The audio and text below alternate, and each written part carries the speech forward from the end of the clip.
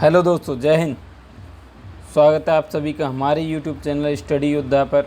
और जैसा कि हम सीरीज़ कर रहे हैं, अभी आप देख रहे होंगे क्लास 10th की NCERT, क्लास 10th NCERT को हम कवर कर रहे हैं, जिसमें साइंस को हमने अभी स्टार्ट किया है। ये जो क्लासेज हैं आपकी NCERT यूपी बोर्ड और CBSE जो बोर्ड है 10th, इन सभी के लिए इम्पोर्टेंट रहने वाली। मैं हूँ आपके साथ विवेक पांचाल। तो अभी शुरू करते हैं हम अपना चैप्टर फर्स्ट है बच्चों हमारा रासायनिक अभिक्रिया एवं समीकरण। रासायनिक अभिक्रिया एवं समीकरण होता क्या है, इसे समझने के लिए थोड़ा सा बेसिक हम अपना बना के चलते हैं। तो मान के चलिए आपने घर में देखा होगा कि हमारे पास रखा होता है घर में दूध।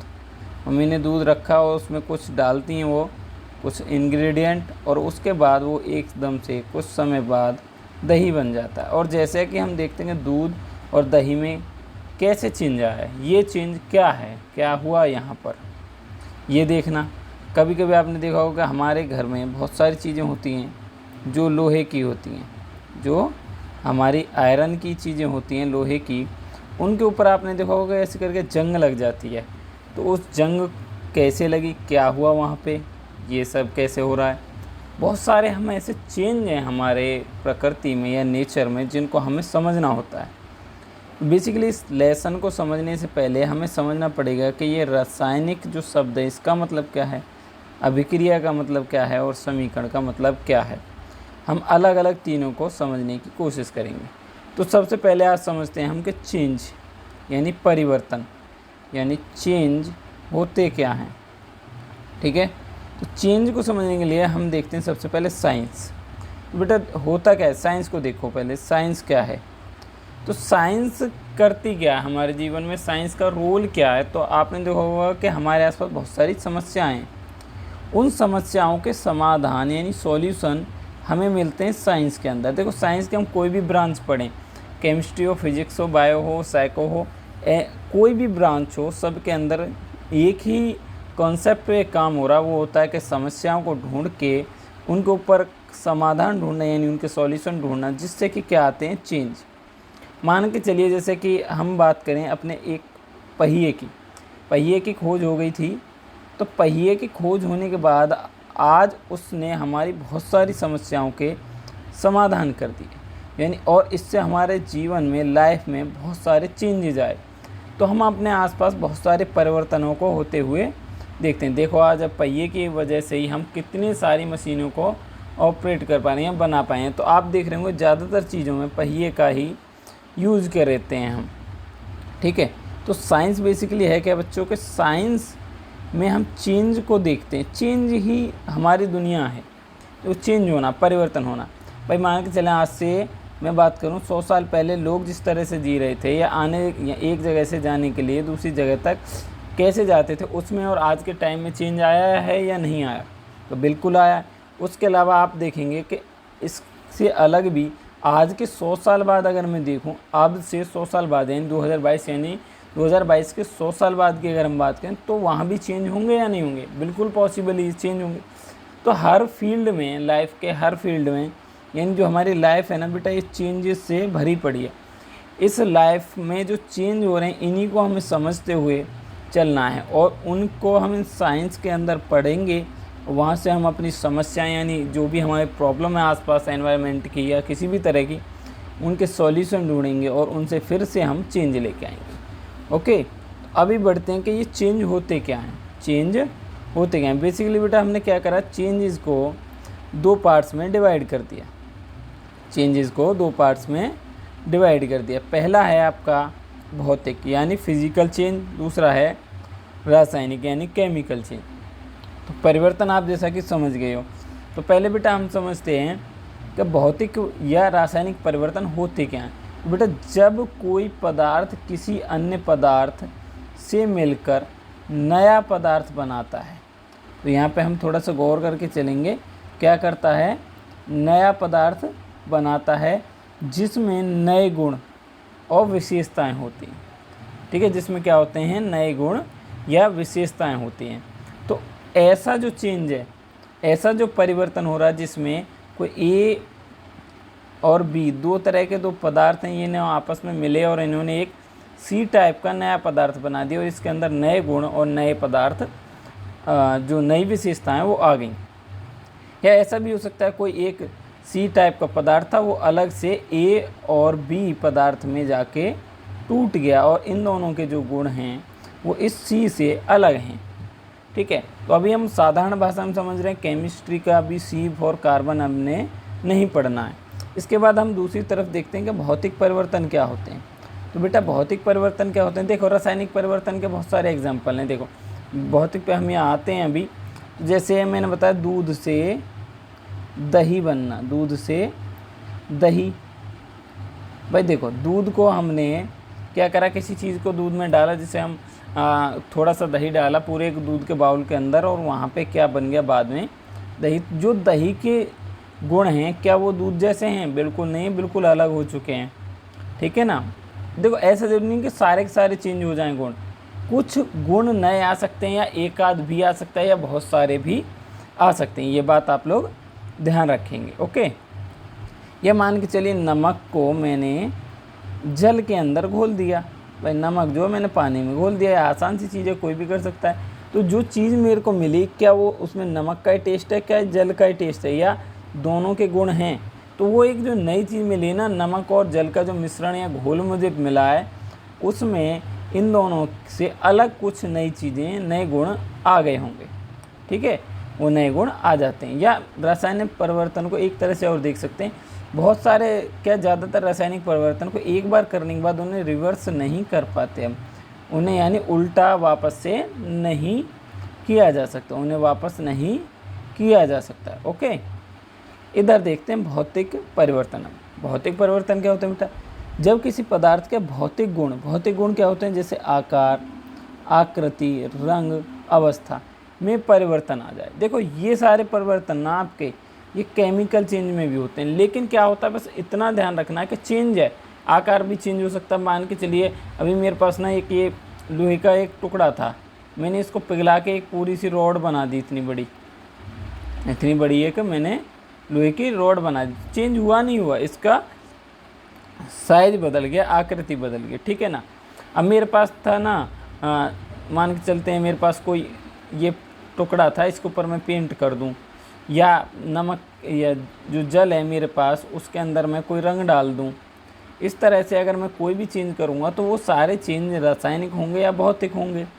उन्हीं में से मेरे को समझना है कि भौतिक परिवर्तन में बेटा मेन चीज़ मेरे को क्या याद रखनी, दोनों में क्या डिफरेंस है। यहाँ पे ये देखो नए गुण और नई विशेषता। यहाँ पे भौतिक परिवर्तन में कोई नया पदार्थ नहीं बनता, जो पहले था ना वही रहता, बस उसकी चेंज आते हैं उसमें, लेकिन नई कोई चीज़ नहीं बनती है। और इधर आप देखोगे नए गुणों के साथ एक नई क्वालिटीज़ के साथ एक नया पदार्थ यहाँ पे निकल के सामने आ जाता है। तो मुझे उम्मीद है, आशा है कि आप दोनों परिवर्तनों को, रासायनिक को और भौतिक दोनों को अच्छे से समझ गए होंगे। तो अभी बढ़ते हैं आगे। अगर किसी का कोई डाउट होता है तो वो कमेंट बॉक्स में जाके पूछ सकता है। आगे बढ़ते हैं, देखते हैं आगे क्या है। तो रासायनिक अभिक्रिया बेटा मेन जो टॉपिक है ना, हमारा मेन जो लेसन है उसके ऊपर अभी आते हैं। हमने चेंज को देखा, चेंज होते कैसे हैं। तो अभी हम देखते हैं कि रासायनिक अभिक्रिया क्या है। तो पहले हम इसकी डेफिनेशन को समझने की कोशिश करते हैं, क्या है डेफिनेशन। तो बेटा देखो, जब एक या एक से अधिक पदार्थ परस्पर अभिक्रिया करके, अभिक्रिया यानी एक एक्टिविटी करते हैं, आपस में मिलना जिसे कह सकते हैं, या टूटना भी हो सकता है। जैसे बहुत सारे केसेस में टूटना होता है, बहुत सारी चीज़ें गर्म करने पे एक से ज़्यादा चीज़ों में बदल जाती हैं, या तो यहाँ पे परस्पर अभिक्रिया करके नए गुणों वाले पदार्थ का निर्माण करते हैं, तो ऐसी अभिक्रिया को रासायनिक अभिक्रिया कहते हैं। तो समझो क्या हुआ यहाँ पे। जैसे मेरे पास था बेटा सिंपली मैं कोई भी चीज़ ले लूँ, जैसे मान के चलो घर में चाय को बनाना है, तो चाय बनाने के लिए मेरे को क्या करना पड़ेगा, बहुत सारी चीज़ें लेनी पड़ेंगी। चीनी, चाय पत्ती, पानी लेना पड़ेगा, अदरक है, दूध है, इन सब को मेरे को एक साथ मिलाना है और इसके बाद इनकी रिएक्शन करा देनी है गर्म करके। जब ये गर्म होंगे तो उसके बाद मेरे को ना एक से ज़्यादा पदार्थ मिलाए मैंने, और हुआ क्या, अब परस्पर उन्होंने अभिक्रिया करी और मेरे को क्या मिला, नए गुणों वाला एक पदार्थ मिला, जिसे मैं कह रहा हूँ चाय से, जिसका निर्माण हुआ नए पदार्थ का, उसे चाय कह दिया। अब ये जो अभिक्रिया हुई ना चाय बनने वाली, इसे बोलेंगे बेटा केमिकल रिएक्शन यानी रासायनिक अभिक्रिया। तो इसे क्या बोलेंगे, रासायनिक अभिक्रिया बोल देंगे। ठीक है, इतना समझ गए आप लोग। ये बहुत सारे और एग्जाम्पल है बेटा। देखो या ऐसे समझ लो दूसरे तरीके से कि अगर कोई भी केमिकल चेंज हो रहा है यानी रासायनिक परिवर्तन जहाँ हो रहा है वहाँ पे कहने का मतलब क्या है, रासायनिक अभिक्रिया हो रही है। भाई रासायनिक परिवर्तन ही तो रासायनिक अभिक्रिया कहलाते हैं, होता है ही नहीं होता। तो हम बहुत सारी चीज़ों को यहाँ पे अब समझ के इनके कंक्लूजन को अगर देखें तो जैसे कि बेटा श्वसन है, श्वसन मतलब सांस लेना। सांस लेने में क्या होता है आपने पढ़ा होगा, O2 तो हम लेते हैं और CO2 हम छोड़ देते हैं, यानी कार्बन डाइऑक्साइड छोड़ते हैं और ऑक्सीजन लेते हैं। लेकिन जब हम श्वसन को पढ़ते हैं तो हम पढ़ते हैं कि सेल में जाने के बाद, कोशिका में जाने के बाद C6H12O6 ये क्या होता है बेटा, ग्लूकोज। इसके साथ जब ये ऑक्सीजन क्रिया करती है ना तो एक तो ऊर्जा प्रदान करती है। चलो मैं इसे अच्छे से लिखे दे रहा हूँ, काम की चीज़ है ना, समझ लेंगे। क्या होता है बेटा, जब हम श्वसन करते हैं, श्वसन के बाद मेरा जो C6H12O6, ठीक है, 1 मिनट, C6H12O6 यानी इसे बोलते हैं ग्लूकोज। ये बेटा ऑक्सीजन के साथ रिएक्शन करता है और ये रिएक्शन करके क्या बनाता है, आपका एनर्जी प्रोड्यूस करता है, ऊर्जा। उसके अलावा जल निकल भी बनता है और क्या बनती है, हमारी CO2 भी बनती है। इसको हम इस तरीके से समझें तो देखो यहाँ पे इन दोनों चीज़ों ने मिलके, यहाँ पे क्या हुआ बेटा, इन दोनों चीज़ों ने मिलके क्या करा, एक एनर्जी, जल और कार्बन डाइऑक्साइड, 3 अलग अलग चीज़ें बनाई जिनके जो गुण हैं पहले से एकदम अलग तरीके के हैं। ठीक है, पहले से एकदम अलग तरीके के हैं, नए तरीके के हैं। तो ये क्या है, मेरी एक रासायनिक अभिक्रिया है। सही है ना। ये जंग लगना, लोहे के ऊपर जंग लगना, भाई लोहा क्या होता है, Fe। देखो केमिस्ट्री की भाषा में, अगर नहीं आता तो बिल्कुल टेंशन लेने की ज़रूरत नहीं है, आगे बताने वाला हूँ। Fe यानी लोहे को, पहले मेरा लोहा था, वो क्या हुआ, वायु के संपर्क में आया। भाई वायु के संपर्क में आया, वायु के अंदर क्या थी, नमी थी ना, या मैं कहूँ बहुत सारी चीज़ें, वायु के अंदर धूल, मिट्टी, ये सब एक साथ इकट्ठा आए, लोहे के साथ मिले और इन्होंने मोटी मोटी भाषा में समझें तो क्या बना दिया बेटा, जंग बना दी। क्या इस जंग में और लोहे में गुण अलग अलग नहीं हैं, बिल्कुल हैं। तो इस तरीके से हमने देखा कि बहुत सारे उदाहरण हो सकते हैं, जैसे लकड़ी का जलना, एक उदाहरण है लकड़ी का जलना। लकड़ी क्या होती है बेटा, कार्बन होती है लकड़ी ने क्या करा, ऑक्सीजन के साथ रिएक्शन करी, CO2 बना दी। वही सिंपली क्या करा, कार्बन ऑक्सीजन के साथ मिला, CO2 बना दी, कार्बन डाइऑक्साइड बना दी। तो इस तरीके से बेटा हम देखें बहुत सारे हमारे केमिकल रिएक्शन के उदाहरण हैं। जल को नमक में घोल दो या नमक को जल में घोल दो, बात तो एक ही है ना। वो लकड़ी का जलना हो गया, पाचन, भोजन का पाचन हो गया, दही किस तरीके से बनता है, जंग किस तरीके से लगती है, श्वसन क्या कैसे होता है। या मैं बात करूँ हमारे घर में चाय बन रही है, मम्मी जी सब्जी बना रही है, वो सारी बहुत सारे केमिकल हैं। जैसे हमारी चिपकाने वाली गम आती है, वो किस तरीके से काम करती है ना। या फिर आप देख रहे होगे जैसे कि मैंने इस नोट्स को पेपर पे लिखा हुआ है, तो पेन से लिखा है, तो ये पेन से किस तरह पेपर पे लिखे गए हैं, ये सारी चीज़ें। तो इस तरह से आज का जो हमारा टॉपिक था उसे रिकैप कराता हूँ 1 मिनट में। तो बेटा ये था रासायनिक अभिक्रिया एवं समीकरण। तो हमने समझने की कोशिश करी कि परिवर्तन क्या होते हैं। ओके, तो साइंस क्या करती है, मेरी समस्याओं को ढूंढ के उनके सॉल्यूशन निकालती है, जिसके कारण चेंज आते हैं या चेंज को हम समझते हैं। बेसिकली साइंस क्या होती है, आप मेरी वीडियो को, लास्ट वाली वीडियो को जाके देख सकते हैं, उसका लिंक भी आई बटन में मिल जाएगा आप लोगों को, डिस्क्रिप्शन बॉक्स में भी। ठीक है। और चेंज कितने तरीके के होते हैं बेटा, मैंने बताया था 2 तरीके के होते हैं, भौतिक और रासायनिक। इसके बाद हमने समझा रासायनिक अभिक्रिया क्या होती है और इसके कुछ हमने उदाहरण देखे। तो इस तरीके से आज की क्लास को यहीं पे समाप्त करते हैं। अगली क्लास में फिर आपसे मिलते हैं। तब तक के लिए आप अच्छे से रहिए, पढ़ते रहिए, और क्लास अगर आपको पसंद आई हो तो ज़्यादा से ज़्यादा लोगों तक शेयर करिए। और ये देखो, ये क्लास ना केवल यूपी बोर्ड या CBSE इन लोगों के लिए, जिस किसी को भी अपना साइंस का बेस क्लियर करना है ना, वो लोग इसमें आके जुड़ सकते हैं। या कोई भी बच्चा जो कंपटीशन की तैयारी कर रहा है वो भी यहाँ पे आके जुड़ सकता है हमसे। ये क्लासेस सभी के लिए बेनिफिशियल रहने वाली। तो जय हिंद, जय भारत। और आज की क्लास को करते हैं यहीं पे समाप्त।